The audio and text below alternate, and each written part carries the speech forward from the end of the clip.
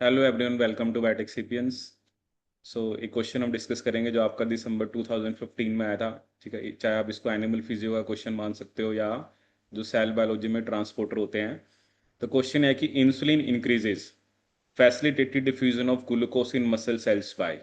ठीक है, अब देखो, अगर आपने पढ़ा है कि जो इंसुलिन है, इंसुलिन कभी सेल के अंदर नहीं जाता।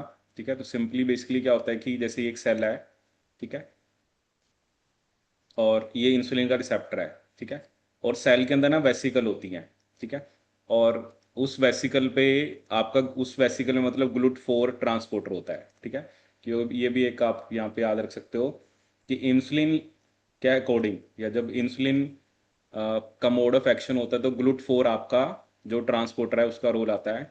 तो जैसे इंसुलिन आगे लगता है तो ये जो वेसिकल है it will transport the GLUT 4 transporter to the membrane, और जो एक्सेस ऑफ ग्लूकोस है ब्लड में वो मसल सेल के अंदर आ जाएगी। ठीक है, एक्चुअली जो ग्लूट 4 होता है ये मसल सेल हो गया, हार्ट हो गया, एडिपोज टिश्यू में होता है। ठीक है, तो अगर क्वेश्चन आपसे पूछा कि कैसे insulin facilitated diffusion of glucose को इंक्रीज कराता है, तो उसका आंसर है translocation of glucose transporter containing endosome. ये एंडोजोम है, इसमें ग्लूकोज ट्रांसपोर्टर है, और वो भी मैंने आपको बता दिया कौन सा आपका GLUT 4 into the cell membrane. ठीक है, तो ये सिंपली याद रखना, इंसुलिन सेल के अंदर नहीं जाता।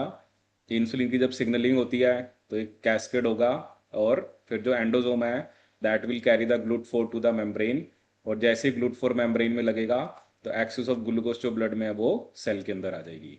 ठीक है, so this is all about this video. Thank you so much.